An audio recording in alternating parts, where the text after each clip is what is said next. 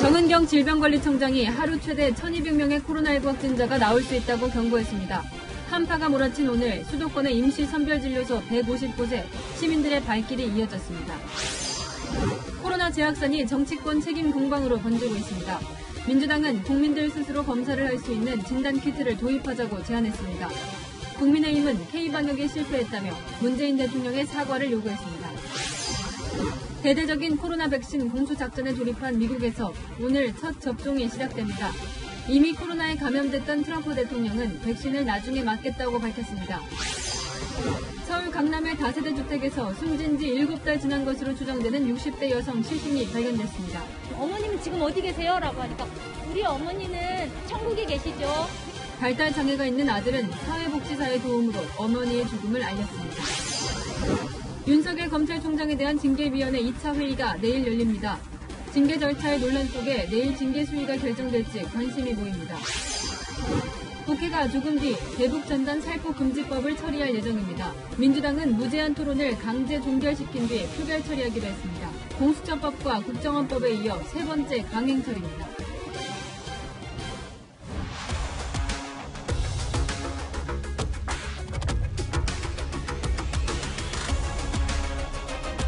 뉴스데이 동정민입니다. 오늘 문재인 대통령이 주재한 청와대 회의에 걸린 현수막입니다.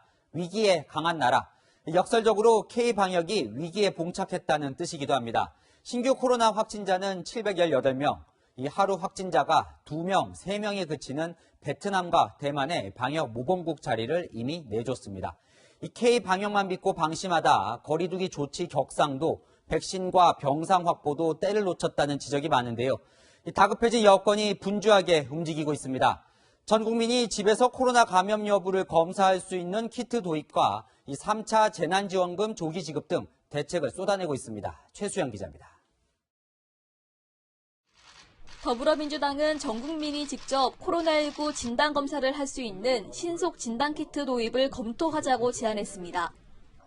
신속 진단키트로 1차 자가검사를 하고 그 결과에 따라 추가 정밀검사를 받도록 하면 어떨지 논의할 시기가 됐다고 생각합니다. 선별진료소에서만 가능한 진단검사를 국민 스스로 할 수 있도록 해 무증상 확진자들을 선제적으로 찾겠다는 겁니다.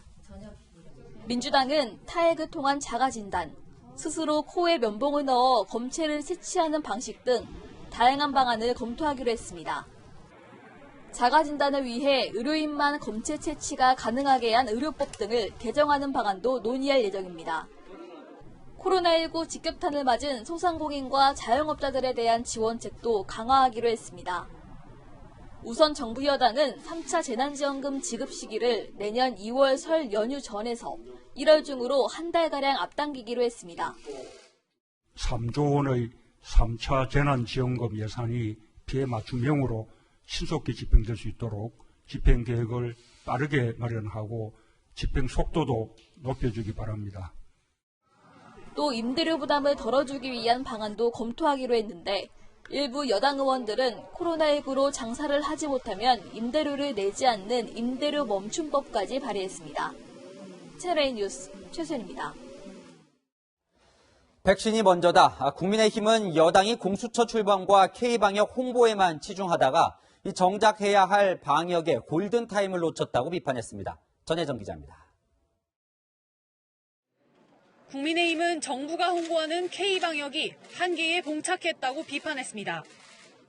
K방역은 홍보비 1,200억 원으로 정부 여당이 쌓아온 모래성이었다며 문 대통령과 정부는 방역 실패에 대해 지금이라도 진심으로 사죄하라고 촉구했습니다.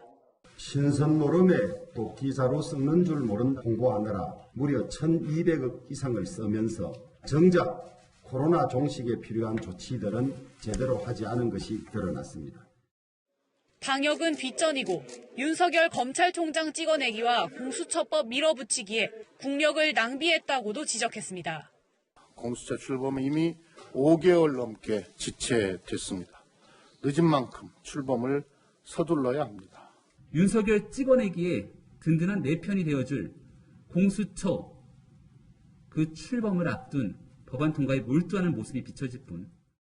소비 쿠폰 지급 등 K방역 홍보에만 몰두하면서 대책에는 아니랬다며 문 대통령도 겨냥했습니다. 수능까지 무사히 치러낸 K방역의 우수성에 대해 국제사회는 한결같이 높게 평가하고 있습니다. K방역 실패에 대한 국민들에게 진심으로 사죄를 하고 백신 확보를 위한 국력을 집중할 것을 주문합니다. 안철수 국민의당 대표도 오늘 방역도 경제도 폭망 직전이라며 자화자찬했던 K방역의 신화가 양치기 소년의 우화로 바뀔 수 있다고 비꼬았습니다. 채널A 뉴스 전혜정입니다. 정은경 질병관리청장은 앞으로 하루 확진자 수가 950명에서 1200명 사이일 거라는 우울한 예측을 내놨습니다. 서울 확진자 중엔 감염 경로를 확인할 수 없는 경우가 28%나 되고 무증상 환자도 많아 숨은 확진자가 얼마나 많은지 가늠도 안 되는 상황인데요. 이 때문에 오늘부터 증상이 없어도 누구나 무료로 검사할 수 있는 임시선별진료소가 수도권에 대거 설치됐습니다. 영하 10도의 한파를 뚫고 방역 최전선에 서 있는 이 임시선별진료소에 서채리 기자가 나갔습니다. 수도권 150곳에 설치된 임시선별진료소가 시민을 대상으로 일제히 진단검사에 들어갔습니다. 오전 9시부터 운영을 시작한 서울역 임시선별진료소입니다. 제 뒤로 검사를 받으려는 시민들이 줄지어 서 있는데요. 누구나 무료로 또 익명으로 검사를 받을 수 있습니다. 영하 10도의 강추위에 칼바람이 부는데도 불안해하는 시민들이 몰리면서 한때 40여 명이 줄을 서기도 했습니다. 임시선별진료소에선 코 안에 검사 도구를 넣는 기존 방식 외에 타액검사와 신속항원검사도 선택할 수 있습니다. 정확도가 90% 수준인 신속항원검사에서 양성 판정을 받으면 일단 격리된 뒤 기존 검사를 한 번 더 받습니다. 정은경 질병관리청장은 확진자 1명이 감염을 전파하는 사람 수를 뜻하는 재생산 지수가 1.28이라며 하루 950명에서 1200명까지 확진자가 발생할 수 있다고 우려했습니다. 전문가들은 하루 확진자 수의 몇 배에 이르는 무증상 감염자가 있을 것으로 추정합니다. 정부도 이런 이유로 앞으로 3주를 집중 검사 기간으로 정해 무증상 감염자를 찾을 계획입니다. 무증상자를 조기에 찾아서 격리하는 것이 감염의 가장 기본 원칙이기 때문에 여러 명을 선별할 수 있는 검사를 적극적으로 활용하는 것이 도움이 되겠습니다. 소방청은 수도권 이외 소방본부의 구급차 45대와 구급대원 180명을 수도권 환자 이송에 투입했습니다. 채널A 뉴스 서채리입니다. 이 방역 전문가들은 무증상 환자를 찾으려고 이렇게 의료 인력을 쏟아붓다가는 이 정작 급한 중증 환자를 놓칠 수 있다는 우려도 내놓고 있습니다. 이 진퇴양난인데요. 경기도의 남은 중증 환자 수용 병상은 단 1개입니다. 박건영 기자입니다. 경기 평택시의 종합병원인 박예병원. 김병근 병원장은 박예병원을 코로나19 중환자 전담 거점병원으로 내놨습니다. 병원이 보유한 220개 병상 가운데 중환자용으로 최대 100개 병상을 활용할 계획입니다. 현재 입원 중인 환자들은 양해를 구한 뒤 다른 병원으로 옮길 예정입니다. 수도권에서 당장 쓸 수 있는 중환자 병상은 8개. 경기도는 병상이 1개 남았는데 의료 인력이나 장비를 고려하면 당장 이용이 어렵습니다. 전체 치료 병상 가동률도 91%에 달해 조만간 포화 상태에 이를 것으로 예상됩니다. 코로나19 전담병원이 되면 일반 외래 환자는 받을 수 없다 보니 민간병원에서는 선뜻 나서지 못하는 상황. 경증 환자를 수용할 생활치료센터도 부족해 집에서 대기 중인 도내 확진자만 308명입니다. 경기도는 경기대학교와 협의해 학교 기숙사를 생활치료시설로 사용하기로 했습니다. 경기대가 제공할 기숙사는 2개 동으로 최대 2,000명을 수용할 수 있습니다. 문제는 다시 계약을 할 경우에 그걸 계속 유지하기는 어렵기 때문에 장기적인 대책은 추가적으로 마련해야 될 입장이고. 경기도는 생활치료센터로 긴급 동원이 가능한 민간시설과 다른 대학 건물도 물색하고 있습니다. 채널A 뉴스 박건영입니다. 코로나 대응에 최정예 특전사가 긴급 투입됐습니다. 코로나 장기화로 탈진 상태가 된 현장 역학조사관들을 지원하기 위해서라는데요. 정한희 기자가 만나봤습니다. 혹한에도 적진 깊숙이 침투해 주요 시설을 타격하는 최정예 특전사 요원들이 이번에는 코로나19와 싸우기 위해 하얀 방역복을 입었습니다. 코로나19 국군 현장 지원팀으로 검사를 받으러 온 시민들을 안내하고 검체를 냉장 보관함에 넣습니다. 또 다른 대원은 확진자의 역학조사 정보를 컴퓨터에 입력하는 업무를 돕습니다. 수도권 확진자 폭증으로 현장 대응 인력이 부족하자 특전사 대원 379명을 수도권 78개 지역 보건소에 긴급 투입한 겁니다. 코로나19라는 국가적인 위기 상황 속에서 우리 군이 할 수 있는 역할에 대해 적극 지원하여 국민들의 안전을 반드시 지키겠습니다. 국방부는 전군 지휘관 회의를 열고 코로나19 대응 총력 지원에 나섰습니다. 병상 부족 해결을 위해 당장 이번 주부터 국군 대전병원을 감염병 전담병원으로 운영하고 대구와 고양병원도 준비되는 대로 코로나19 환자 수용에 나설 계획입니다. 모두 465개의 병상이 더 확보되는 겁니다. 또 군 병원을 비롯해 수도권 150여 곳에 설치한 임시 선별검사소에 군의관과 간호장교 등 의료 인력 225명을 추가 투입합니다. 채널A 뉴스 정한입니다. 지방자치단체들은 감염 확산을 막기 위해 각자 도생에 나섰습니다. 이 강릉시는 전국 최초로 21만 모든 시민을 상대로 이 코로나 무료 검사를 실시하기 시작했습니다. 이 수도권 관광객들이 강릉으로 몰리고 있어 불안하다는 주민 때문입니다. 강경모 기자가 보도합니다. 동계올림픽이 열렸던 강릉 올림픽 경기장의 대형 주차장. 차량이 줄지어 서 있고 의료진이 검체를 채취합니다. 강릉시가 어제 급히 마련한 드라이빙 스루 검사소입니다. 최근 강릉문화원에서 19명이 집단 감염되는 등 확진자가 급증하자 강릉시는 자체적으로 사회적 거리 두기를 2.5단계로 격상했습니다.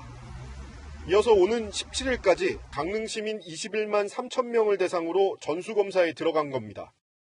시민 전체를 대상으로 진단검사를 실시하는 건 전국에서 처음입니다. 확진자 수에 비해서 검사 받는 인원들이 굉장히 부족하다고 알고 있어요. 누구나 검사를 맡을 수 있게 조치해 주신 거에 대해서 저는 굉장히 좋은 방향으로 흘러가고 있지 않나 생각하고 있습니다. 어제와 오늘 2천여 명이 검사를 받았고 지금까지 3명이 양성 판정을 받았습니다. 강릉시가 이처럼 초강수를 꺼내든 배경에는 수도권의 확진자 급증세가 있습니다. 바로 그 수도권 관광객들이 강릉을 많이 찾고 있기 때문입니다.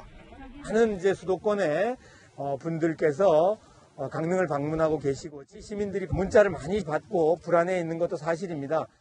다른 지방 자치단체도 방역 전시 체제에 돌입했습니다.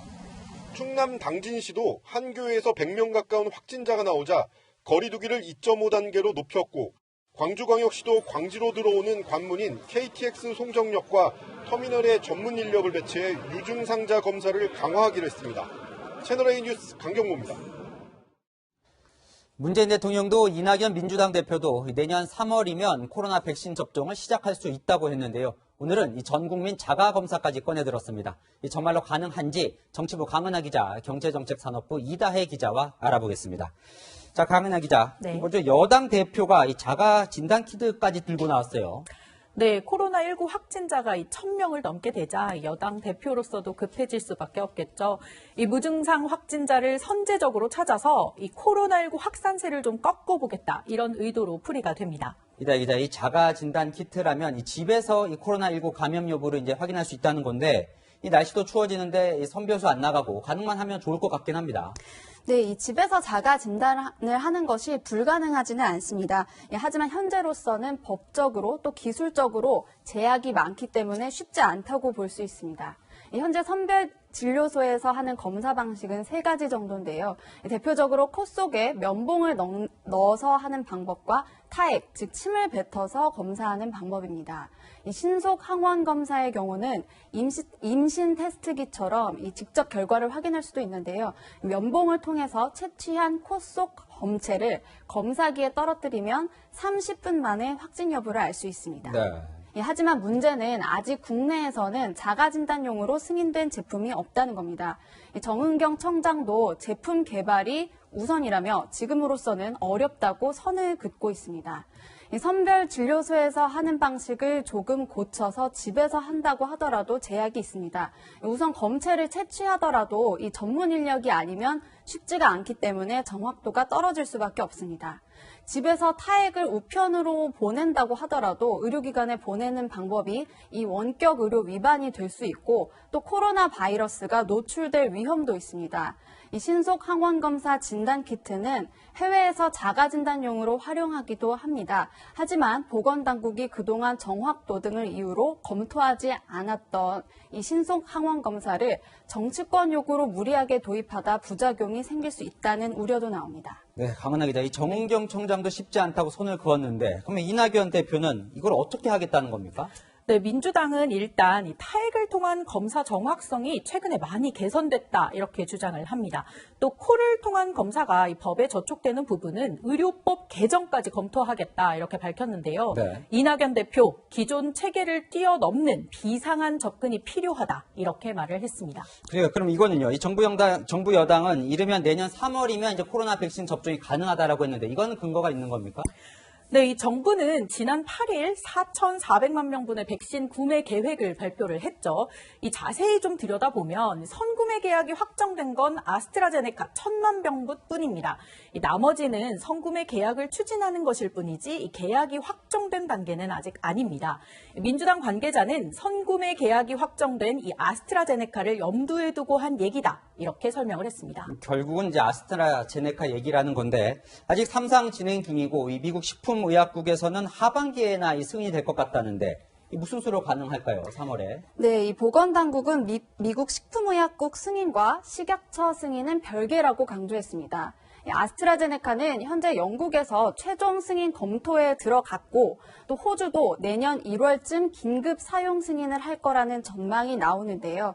이 정부는 유럽 승인 등을 통과하는 걸 지켜본 뒤에 우리도 신속하게 승인을 마칠 수 있다는 입장입니다. 그동안 아스트라제네카는 2월과 3월 도입, 빨라야 상반기 접종이라고 밝혀왔는데 이걸 3월 접종으로 당기겠다는 겁니다. 아스트라제네카 백신은 화이자와 모더나와는 달리 임상 3상이 완료되지 않았고 또 55세 이상 고령층에 대한 임상 결과가 없어서 정부가 강조해온 안전성에 변수가 많은 상황입니다. 화이자나 모더나 쪽은 아직 소식이 없나요? 네, 그 정은경 청장은 오는 연말까지 2곳 이상 제약사와 계약을 완료하는 것으로 협의가 진행 중이라고 밝혔는데요. 2곳 이상이요? 네, 협상 중인 화이자와 존슨앤존슨, 모더나 중 최소 2곳과 추가 구매 계약을 완료하겠다는 겁니다. 뭐 가능성이 아예 없다는 건 아닌 것 같은데, 자, 강은하 기자. 네. 방역 문제는 사실 그동안 이제 전문가들이 해왔는데 여당이 목소리를 내고 있어요. 이건 왜 그런 겁니까? 네, 그만큼 민심의 흐름이 심각하다 이렇게 판단한 것 때문인 것 같습니다. 네. 이 한국갤럽이 발표한 여론조사를 보면 정부가 코로나19 대응을 잘하고 있다는 응답은 지난달에는 72%였지만 이달 들어서면서 56%까지 떨어졌습니다. 같은 기간 대응을 잘못하고 있다는 응답은 18%에서 32%로 2배 가까이 증가했습니다. 야당에서는 이런 의심도 하는 것 같아요. 이 정부 여당이 내년 3월에 백신을 이제 접종하도록 하겠다는 게 4월 보궐선거를 앞두고 여당이 유리한 시점에 풀려는 거 아니냐 이런 의심이요.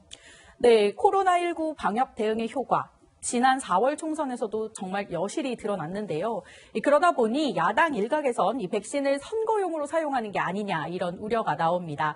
그래서일까요? 국민의힘 오늘 기자회견을 열어서 내년 1월부터 접종을 시작할 수 있도록 이 범정부 백신 구매단을 구성하자 이렇게 정부 여당에 제안을 했습니다. 네, 여당 말대로 되기만 하면 좋을 것 같네요. 지금까지 정치부 강은하, 경제정책산업부 이다혜 기자와 살펴봤습니다. 이런 가운데 미국도 오늘 첫 백신 접종을 합니다. 영국의 백신 접종 과정에서 보셨듯이 백신을 초저온에서 수송하기 위해 특급 작전을 펼습니다. 트럼프 대통령은 자신은 나중에 맞겠다고 밝혔습니다. 윤수민 특파원이 보도합니다. 70도의 초저온 보관이 필요한 화이자 코로나19 백신이 드라이 아이스와 함께 특수 컨테이너에 담깁니다. 이 컨테이너에는 위치와 온도, 대기압 등을 실시간으로 파악해 배송 상황을 알려주는 첨단 센서가 달렸습니다. 화이자 공장에서 백신 수송을 담당할 운송업체를 통해 목적지로 가는 과정은 마치 007 작전을 연상케 할 정도입니다. 배송 작전에 투입된 관계자는 우리는 화물을 운송하는 게 아니라 희망을 전달하고 있다고 소감을 밝히기도 했습니다. We are not done until every American has access to the vaccine. 미시간 화이자 공장에서 만든 백신이 전국 접종을 위해 차량에 줄줄이 실려 나오자 이 모습을 지켜보던 주민들은 흥분을 감추지 못합니다. Friday night when I got the news over our phones, I actually got a tear in my eye because this is so exciting. This is history being made, and right here in Kalamazoo County. 290만 명에게 투여할 수 있는 첫 화이자 백신은 오늘부터 첫 접종이 이루어집니다. 백악관은 내년 3월 말까지 미국인 1억 명이 맞을 수 있을 것이라고 밝혔습니다. 미 행정부와 의회, 사법부 고위관리들이 우선 접종 대상에 포함됐다는 백악관 발표도 나왔습니다. 하지만 트럼프 대통령은 백악관에서 일하는 사람들은 특별한 경우가 아니면 다소 늦게 접종해야 한다고 밝혔습니다. 트럼프 행정부는 백신 접종을 장려하기 위해 TV, 라디오, SNS 캠페인 등에 약 2,700억 원을 투입하기로 했습니다. 미국 캘리포니아에서 채널A 뉴스 윤수민입니다. 여러 국가들이 백신 접종을 확실히 할 수 있을 때까지 연말 연시 없는 봉쇄 작전을 선택하고 있습니다. 독일은 모레부터 연초까지 전면 폐쇄를, 중국도 도시 전체를 봉쇄했습니다. 황아람 기자입니다. 성탄절을 앞둔 연말, 사람들로 발 디딜 틈 없던 거리는 텅 비었고 경찰은 순찰을 돌며 간간히 지나다니는 행인을 집으로 돌려보냅니다. es nach Hause zu schicken, dass das sehr ungewohnt ist, fast als Einziger hier rumzuspazieren. Das ist schon ein komisches Gefühl, ja. 독일 정부는 오는 16일부터 다음 달 10일까지 사실상 전면 봉쇄를 결정했습니다. 부분 봉쇄를 시행한 지 40여일이 지났지만 하루 신규 확진자가 2만 명을 넘어서는 등 상황이 나아지지 않자 극약 처방에 나선 겁니다. Auftrag oder unser Vorhaben war ja immer, eine Überlastung des Gesundheitssystems zu vermeiden. Deshalb besteht dringender Handlungsbedarf und daraus resultiert. 이에 따라 슈퍼마켓과 약국, 은행 등 필수 업종을 제외하곤 모두 문을 닫아야 합니다. 식당은 포장과 배달만 가능하고 학교는 비대면 교육으로 전환하거나 방학에 들어갑니다. 모든 직장은 재택근무를 권장해야 합니다. 독일 정부는 영업 중단 업체에 고정비의 최대 90%를 지원하는 등 우리 돈 14조 6천억여 원을 투입할 계획입니다. 유럽에서 가장 많은 사망자가 발생한 이탈리아도 규제를 강화했습니다. 오는 21일부터 직장 업무나 건강 문제 등 긴급한 사유 없이는 지역 간 이동이 금지됩니다. 코로나와의 전쟁에서 승리를 선언했던 중국도 도시 곳곳에서 다시 감염자가 나오자 아예 도시를 봉쇄했습니다.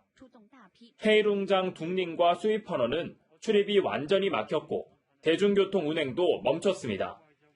생필품 구입을 위한 외출도 사흘에 한 번만 허가하고 가족 중에서 한 명만 외출할 수 있는 곳도 있습니다. 그런데도 홍콩에서는 매일 2,400명이 넘는 주민들이 코로나19 확산과 경제 봉쇄를 피해 중국 본토로 향하고 있습니다. 채널A 뉴스 황아람입니다.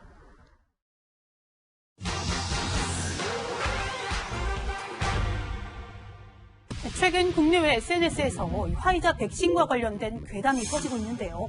사실인지 알아보겠습니다. 지난달 미국 모금 사이트에 올라온 사진입니다. 발바닥이 퉁퉁 붓고 염증이 생겼죠. 화이자 백신 임상시험에 참여한 여성의 친척이 올린 건데 이 여성 염증이 생겨서 출근이 불가능할 정도다 설명하죠. 이후 이 화이자 백신을 맞으면 이 발바닥에 궤양이 생길 수 있다는 내용이 SNS에 확산됐는데요. 이 화이자 측은 이 여성 백신 임상시험에 참여한 건 맞지만 이 백신과는 관련이 없다는 입장입니다. 임상에서는 실제 백신을 맞은 초약군과 그리고 가짜약, 위약군이 나뉘는데요. 여성이 맞은 건 백신이 아니고 식용수였던 겁니다. I received the placebo, which is allegedly just sterile saline. 여성도 SNS를 통해 사실관계를 바로잡았는데요. 허리 통증으로 복용하던 다른 약 때문일 수 있다 밝혔습니다. 다음은 국내 포털 사이트에 올라온 글입니다. 첫 백신 접종자의 비밀이라며 세계 최초 화이자 백신을 맞은 할머니 사진이 보이죠. 할머니가 백신을 맞은 게 12월 8일인데 이보다 앞선 10월 22일 똑같은 사진이 CNN에서 보도됐다. 접종 사진이 조작됐다 주장합니다. 어떻게 된 걸까요? CNN은 기사 제목과 본문 사이에 업데이트된 최신 뉴스 영상을 볼 수 있도록 배치하고 있는데요. 10월 22일 기사에 최신 뉴스인 할머니 소식이 배치된 거지 10월 22일자 사진 아니었습니다. 사진 검색 도구로 살펴보니 12월 8일 전에 올라온 동일한 사진 찾아볼 수 없었습니다. 할머니 사진이 과거에 촬영돼 조작됐다는 주장 사실이 아닙니다. 이 밖에도 궁금한 점은 팩트맨 많은 문의 바랍니다. 정기국회 쟁점 법안들이 결국 오늘 모두 마무리됩니다. 국민의힘의 마지막 보루였던 이 필리버스터 무제한 토론도 무용지물이었습니다. 민주당은 무소속 의원들까지 끌어모아 국정원법, 남북관계발전법 개정안 등 야당이 반대한 쟁점 법안들을 통과시키고 있습니다. 한보경 기자입니다. 더불어민주당을 중심으로 한 법여권이 오늘 밤 세 번째 무제한 토론, 필리버스터 강제 종료를 위한 표결에 들어갑니다. 표결 직후 법여권은 곧바로 대북전단 살포를 금지하고 위반 시 처벌하는 남북관계발전법 개정안을 처리할 예정입니다. 지난달 6월 김여정 노동당 제1부부장이 대북전단을 비판하는 담화문을 공개한 지 4시간 만에 정부가 법안 추진을 밝혀 김여정 하명법 논란이 일기도 했습니다. 이 법은 대북전단 금지법이 아닙니다. 김정은과 손을 잡고 북한 주민들을 영원히 노예의 처지에서 헤매게 하는 법입니다. 또 국정원의 대공수사권을 경찰로 이관하는 국정원법 개정안도 어젯밤 국회를 통과했는데 야당은 안보 공백과 경찰 비대화가 우려된다며 반대했습니다. 앞서 지난 10일에는 공수처장 추천위원회의 의결 정족수를 7명 중 6명 찬성에서 3분의 2 이상 찬성으로 완화하는 공수처법 개정안도 민주당이 밀어붙였습니다. 야당의 거부권을 대폭 제한해 정부 여당이 원하는 공수처장 후보를 임명하려는 것 아니냐는 비판이 제기됐습니다. 국민의힘은 입법 독주라고 비판했습니다. 공수처법, 국정원법뿐만 아니라 경제 3법, 노동관계법원도 충분한 논의 없이 일방적으로 처리해서 임대차 3법처럼 수많은 부작용이 불보듯 뻔합니다. 필리버스터 후 통과된 3개 법안을 포함해 21대 국회가 출범한 뒤 야당의 반대에도 법여권이 단독으로 처리한 법안은 63개에 이릅니다. 채널A 뉴스 안보겸입니다. 민주당이 이렇게 밀어붙이는 데는 여론조사도 무관하지 않다는 평가입니다. 대통령 지지율 조사에서 마지막 버팀목이던 40대마저 부정평가가 긍정평가를 앞질렀습니다. 정다은 기자입니다. 문재인 대통령의 지지층으로 평가받는 40대 지지율입니다. 60% 이상을 기록했던 지지율은 2년이 지나 46.3%로 떨어져 부정평가가 긍정평가를 앞질렀습니다.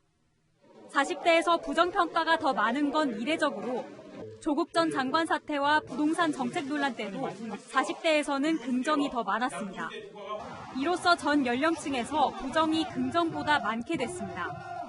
문 대통령의 핵심 지지층인 진보층의 하락세도 이어지고 있습니다.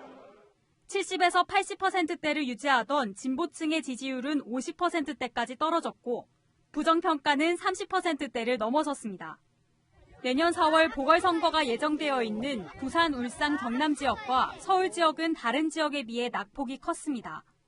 지난주에 비해 각각 6.0%포인트, 4.2%포인트 하락했습니다. 문 대통령의 전체 지지율은 2주 연속 30%대에 머물면서 또다시 최저치를 경신했습니다. 긍정평가 36.7%, 부정평가 58.2%를 기록했습니다. 해당 조사기관 기준으로 현 정부 출범 이후 최저치입니다. 코로나 대유행, 공수처법 강행, 윤석열 총장 징계 관련 논란 등이 이어지면서 상승 반등하지 못하고 전 저점을 경신했습니다. 정당 지지율은 더불어민주당과 국민의힘이 2주 연속 오차 범위 내에서 팽팽했습니다. 채널A 뉴스 정다은입니다.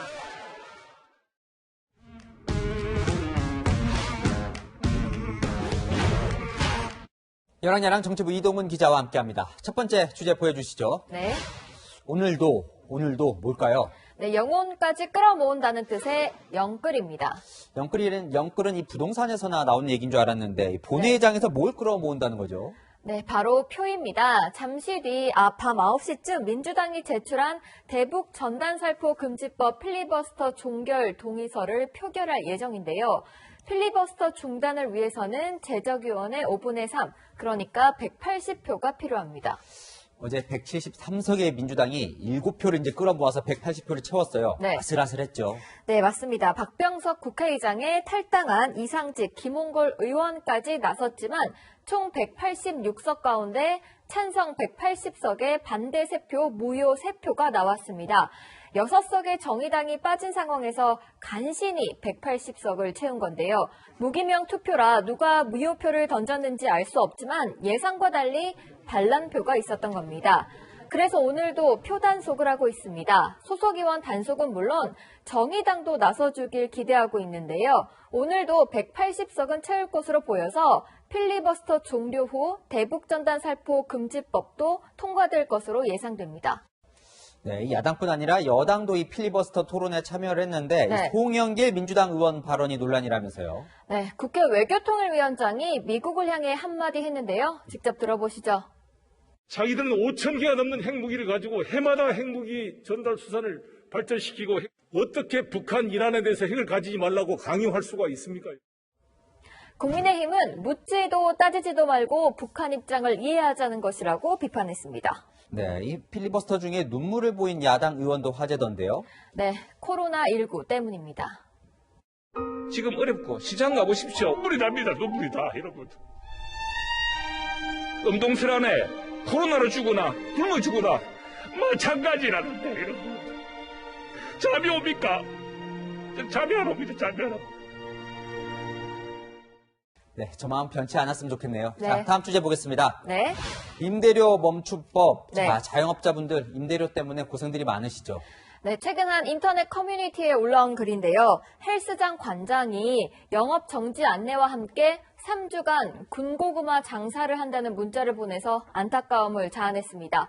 이동주 민주당 의원은 오늘 이른바 임대료 멈춤법을 발의했습니다. 장사가 멈추면 임대료도 멈춰야 합니다. 임대인과 금융기관의 이익을 잠시 연기하는 것입니다. 여건이 쌓여가는 자영업자의 불만을 의식했다는 분석이 나옵니다.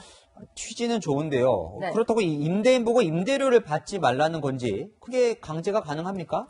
네, 부동산 인터넷 커뮤니티에는 임대료 받지 않는 기간 동안 세금도 멈춰달라, 이자 멈춤법도 발의해달라는 글이 올라왔습니다. 임대인의 부담만 요구하는 것 아니냐는 우려도 나오는데요. 다행히 임대료 멈춤법에 임대인의 대출금과 이자 상환 연장 유예가 포함되어 있긴 합니다. 정의당은 조금 다른 해법을 내놨다고요. 네, 건물주와 임차인 국가가 3분의 1씩 부담하자는 제안을 했는데요. 국가 부담은 결국 세금으로 충당하는 거라서 국민 동의가 필요하다는 지적도 나옵니다. 모두가 힘든 시기인데 어떻게 해야 할까요? 네, 임대인에게 법으로 강제하기보다는 세제 혜택 등으로 자발적 참여를 유도하는 건 어떨까 싶은데요. 오늘의 여랑야랑은 상부상조로 정해봤습니다. 돈 많은 임차인, 돈 없는 임대인도 있을 수 있으니까요. 이 국가의 도움이 필요한 곳을 정확히 찾는 게 우선일 것 같습니다. 지금까지 여랑야랑이었습니다.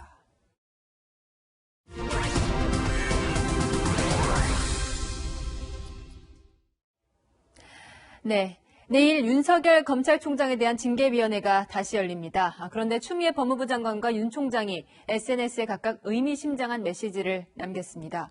추 장관은 깨어있는 시민이 냉철하게 검찰을 감시해야 한다고 말했고, 윤 총장은 SNS 프로필에 침착하고 강해지자는 메시지를 이렇게 영어로 남겼습니다. 해밍웨이의 소설 노인과 바다에서 청새치와 사투를 벌이던 노인이 한 말입니다. 팽팽한 신경전은 징계위와 윤 총장 사이에서도 벌어지고 있습니다. 윤 총장 측도 증인들에게 질문을 할 수 있게 허용하는 문제를 놓고 끝까지 공방을 했습니다. 공태현 기자가 취재했습니다.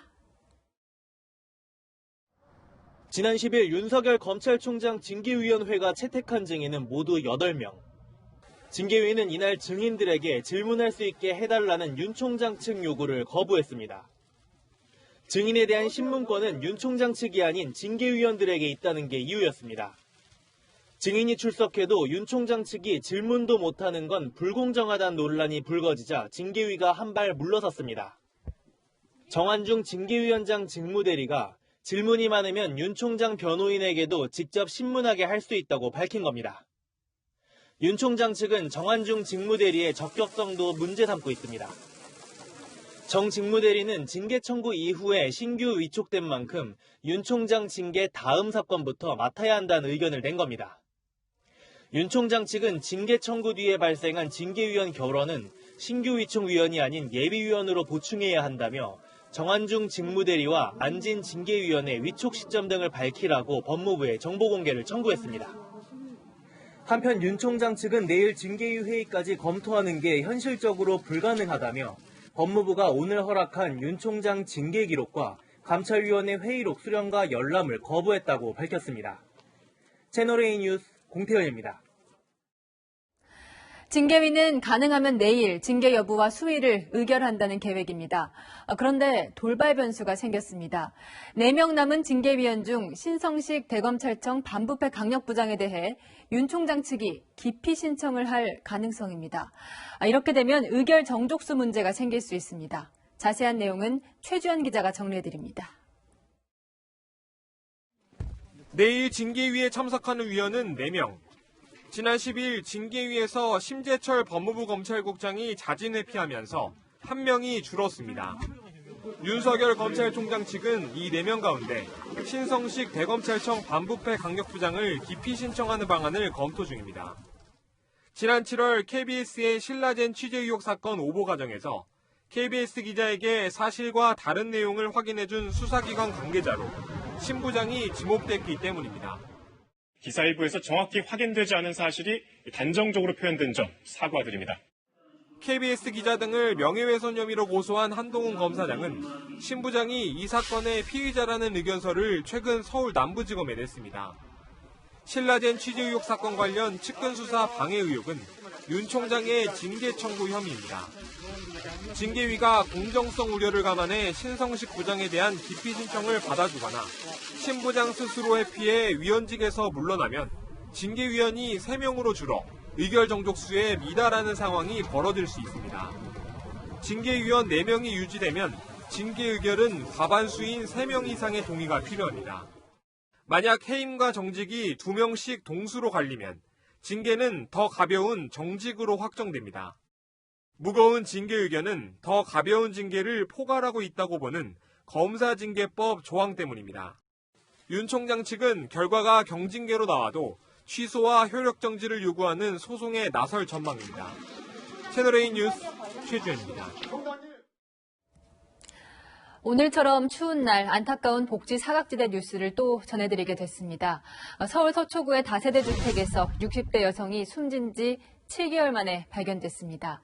발달 장애가 있는 아들이 집 밖에서 노숙을 하며 홀로 지냈는데 사회복지사의 도움 덕분에 어머니의 죽음을 세상에 알렸습니다.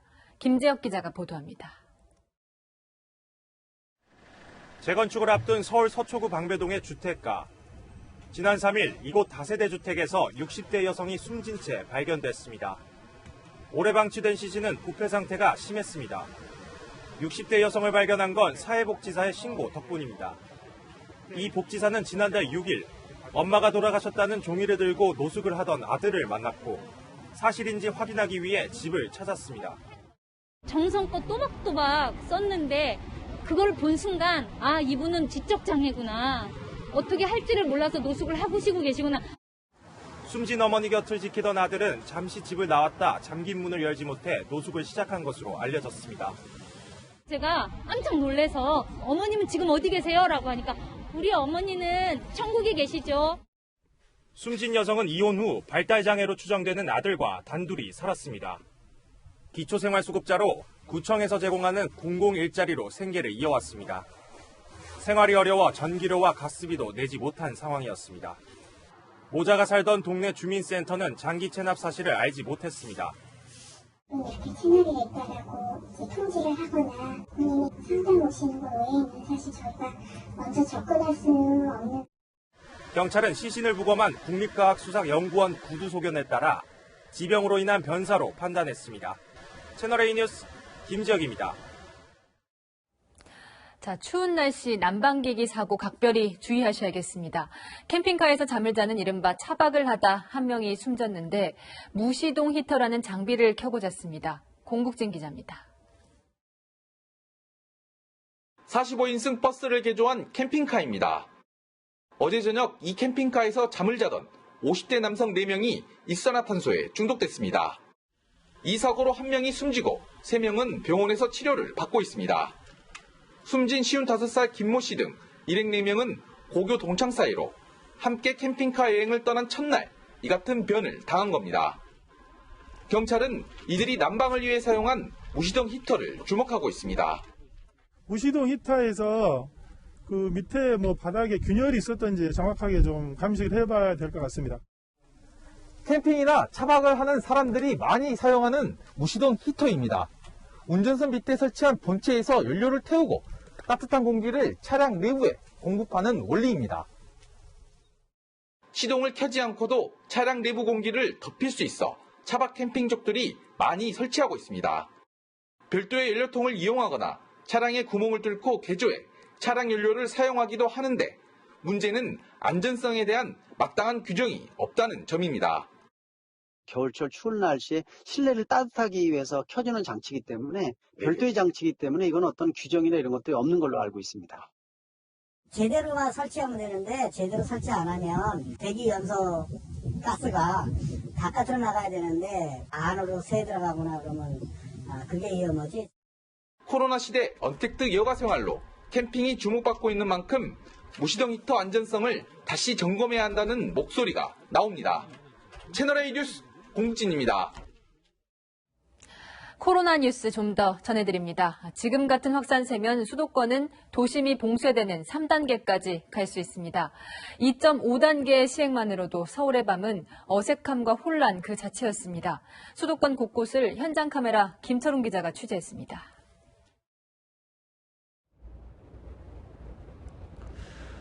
서울 최대 상권 강남역 일대입니다. 여느 때 같으면 시민들로 북적여야 하지만 간판들은 불이 꺼져 있고 행인들도 거의 없어서 암흑의 거리가 됐습니다. 수도권 거리두기 2.5단계, 시민들의 생활은 어떻게 변했는지 현장으로 갑니다.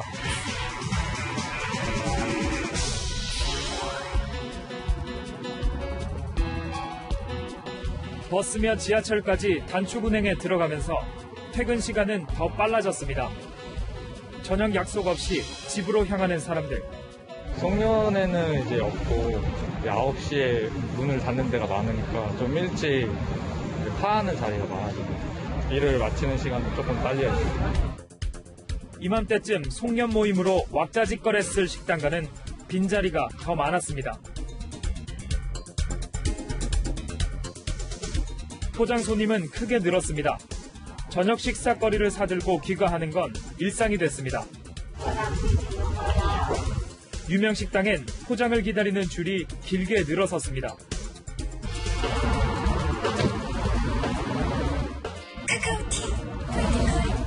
택시를 부르는 알람이 쉴 새 없이 울립니다. 식당과 술집이 문 닫는 시간에 몰렸던 승객들은 밤 10시만 돼도 썰물처럼 사라집니다.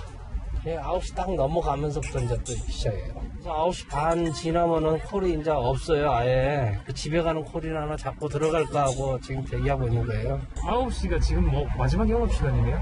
그런다고 봐야 되죠. 집에 가지 않고 지하상가 계단에서 술 마시는 모습도 보입니다. 서울 종로의 한 파티룸은 15개 방이 만실이었습니다. 호텔 등 숙박업소가 주최하는 파티는 금지됐지만 335 지인끼리 모이는 파티룸은 연말까지 주말 예약이 다 찼습니다. 금요일에 진짜 겨우 암스팅 하나 남는데 그것도 몇 주에 한 번 파티 하려고 친구들끼리 불러가지고 이렇게 하거든요. 술병 엄청 많이 나오겠네요. 장난 아니에요. 엄청 많이 나왔어요. 편의점에서 술을 사서 숙박업소로 옮기는 사람들로 숙박업소도 예상 밖 호황입니다. 아직 술 먹을 데 없으니까 한 10분씩 오는 분들이 많으니까 반이 모자랍니다. 수원 인계동 일대에선 대놓고 유흥업소 호객꾼들이 나와 있었습니다. 숙박업소와 연계해 불법 영업 중인 현장입니다. 똑같이 그는 먹고 바로 올라가고 앉아가지고 하나 같이 먹고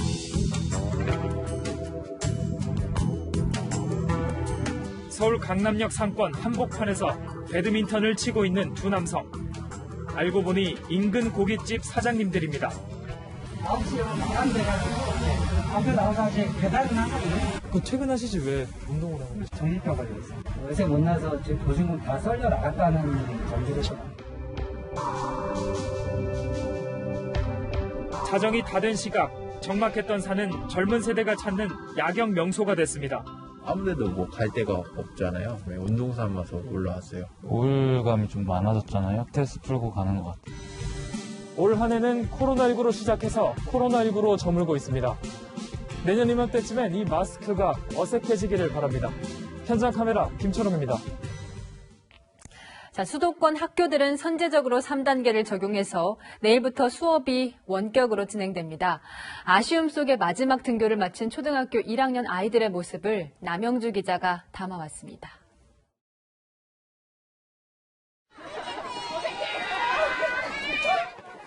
선생님께 인사를 마친 아이들이 교문 밖에 있는 엄마 품으로 달려갑니다. 이런 풍경도 올해는 오늘이 마지막입니다. 내일부터 수도권 모든 학교는 등교를 중단하고 원격 수업을 시작합니다. 코로나 여파로 입학 이후 45일밖에 학교를 가지 못한 초등학교 1학년생들은 아쉬움이 큽니다. 아쉬워요. 코로나가 심해가지고 별로 못 갔는데 지금도 코로나가 막 심해져서 별로 못 가서. 체육 시간에 종이 접기 해가지고 비행기 날리는 데가 있었어요. 코로나 때문에 못 놀아서 좀 아쉬워요. 항상 마스크를 쓰고 있어 선생님과 친구 얼굴을 제대로 본 적도 없습니다. 마스크를 계속 쓰고 있으니까 눈밖에 안 보여요. 밖에서 만나면은 선생님 알아볼 수 있을까요? 아니요. 교육청은 등교가 중단돼도 긴급 돌봄 서비스를 제공할 계획이지만 학부모들은 걱정이 큽니다. 애들이 집에서만 놀아야 되니까 안쓰럽더라고요. 맡길 데가 없는데 지금 갈 곳도 없고. 아이들은 마스크를 벗고 친구들과 만날 날만 기다립니다.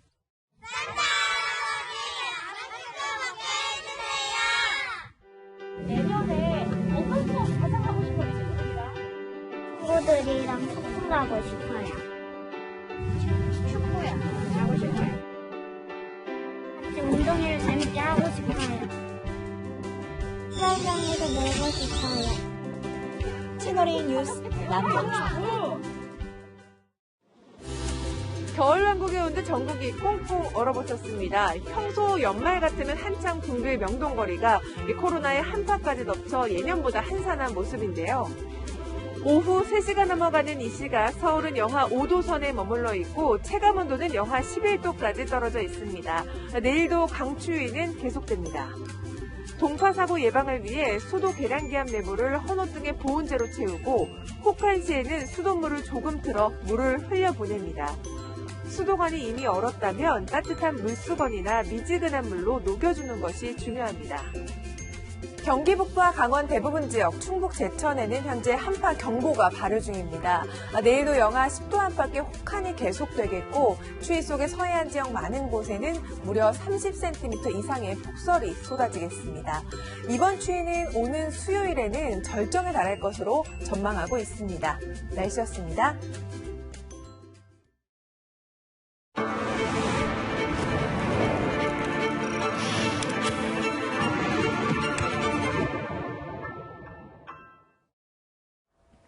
지난 봄 대구에서 이렇게 탈진했던 의사, 간호사들이 생업을 접고 다시 코로나 전선으로 달려가고 있습니다. 힘들어도 확진자들의 고통을 잊을 수 없어서라고 합니다.